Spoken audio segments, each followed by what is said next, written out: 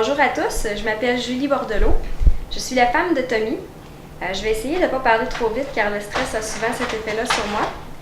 Tout d'abord, la chanson Who Am I de Casting Crown est très importante pour moi car lorsque j'ai entendu cette chanson-là pour la première fois, j'ai ouvert une petite partie de mon cœur et ça a été suffisant pour que le Seigneur puisse commencer son travail avec moi.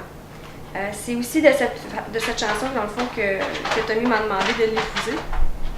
Donc, j'ai un parti pris pour cette chanson-là en partant. Voici mon cheminement. Je suis née dans une famille catholique. Lorsque j'étais enfant, j'ai servi la messe à l'Église catholique pendant quelques temps. Et mes parents m'ont toujours enseigné que Dieu était au contrôle de ma vie. Je priais tous les soirs et c'était très important pour moi. Je ne pouvais pas dormir sans avoir fait ma prière. Quelques années plus tard, j'ai arrêté de servir la messe et je n'allais plus à l'Église catholique. J'aimais pas vraiment ça parce que c'était répétitif et endormant. J'ai continué à prier tous les soirs avant d'aller dormir, dans le fond, mais je lisais pas ma Bible à ce moment-là. J'ai eu tous les sacrements requis par la religion catholique, mais je comprenais pas vraiment le but de tout ça. Je dois dire que j'essayais d'être une bonne personne et de faire de bonnes actions, car on m'avait enseigné que c'était la façon d'être en règle avec Dieu. À ce moment, je n'avais donc pas compris que Jésus était mort sur la croix à ma place afin que mes péchés soient pardonnés. À l'adolescence, j'ai commencé à m'intéresser aux garçons, mais à ma grande déception, beaucoup d'entre eux cherchaient à obtenir quelque chose que je n'étais pas prête à leur offrir. Vous savez sans doute de quoi je parle. C'est à l'âge de 15 ans que j'ai fait la rencontre exceptionnelle de mon futur époux. Mais attendez, j'étais pas une fille facile, fallait quand même qu'il y mette quelques efforts. Malgré qu'il avait déjà l'approbation de mon père puisque c'est lui qui me l'avait présenté. Aujourd'hui, je sais que je suis privilégiée qu'il m'ait choisi quand même. Quelques semaines après notre rencontre, j'ai appris que Tommy était baptiste et qu'il allait à l'église.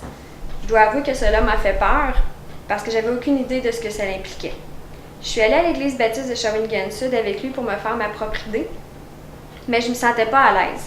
C'était difficile pour moi car je me retrouvais entre mes parents catholiques et mon nouveau copain baptiste. Comme Tommy l'a mentionné plus tôt, il m'a tout d'abord parlé de l'Apocalypse. J'ai pas besoin de vous dire que cette discussion s'est terminée en larmes de mon côté.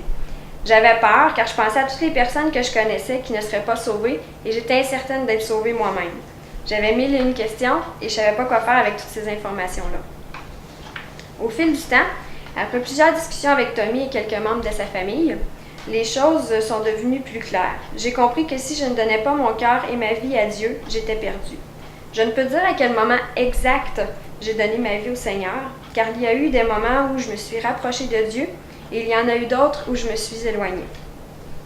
À un certain moment, j'ai finalement compris qu'uniquement grâce au sang pur que Jésus avait versé sur la croix, j'étais purifiée et lavée de mes péchés. C'est à ce moment que j'ai accepté dans mon cœur que Jésus était mort sur la croix à ma place pour le pardon de mes péchés. Toutefois, je me disais que c'était pas si important d'aller à l'église, que je pouvais seulement prier et lire ma Bible à la maison pour en apprendre davantage sur Dieu. Cela a eu pour effet d'éloigner Tommy de l'église. Il me disait souvent que cela lui manquait, mais je ne comprenais pas pourquoi. Nous sommes allés à plusieurs églises, mais je ne trouvais pas ma place. Lorsque nous avons décidé de venir à l'église baptiste de Trois-Rivières, il y a eu un déclic qui s'est fait pour moi. J'avais enfin trouvé une place où je me sentais bien. J'avais le goût de venir à l'église et d'en apprendre plus. C'est comme si tout d'un coup, j'en avais aussi besoin. En fait, j'en avais aussi besoin, c'est pas juste comme. Lorsque j'ai eu compris l'importance du sacrifice de Jésus, j'ai tout de suite voulu le communiquer aux autres, et particulièrement à mes parents. Le Seigneur a exaucé mes prières et mes parents ont commencé à venir à l'église avec nous. Il y a quelque temps, ils ont aussi donné leur vie au Seigneur.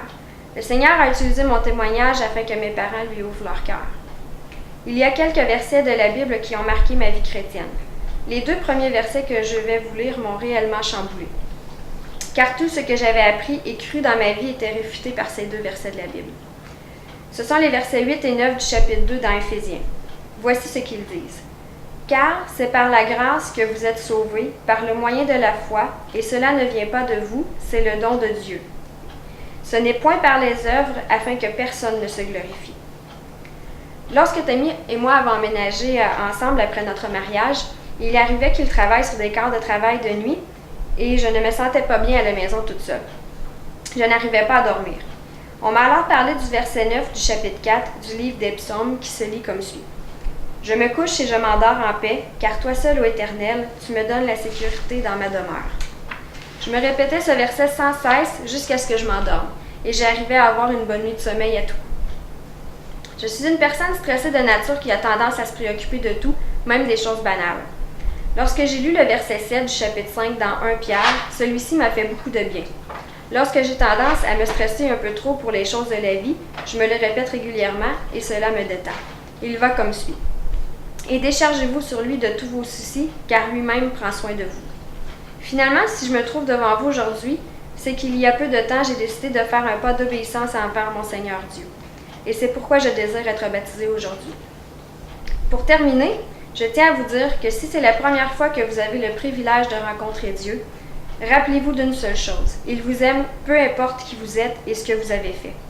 Si vous lui avez donné votre vie comme il a donné la sienne pour vous, il fera des choses exceptionnelles et merveilleuses dans votre vie comme il l'a fait dans la mienne. Il n'attend que vous. Il est la plus belle chose qui me soit arrivée et il m'a permis de voir la vie d'une toute autre façon. Je tiens à vous remercier pour votre écoute.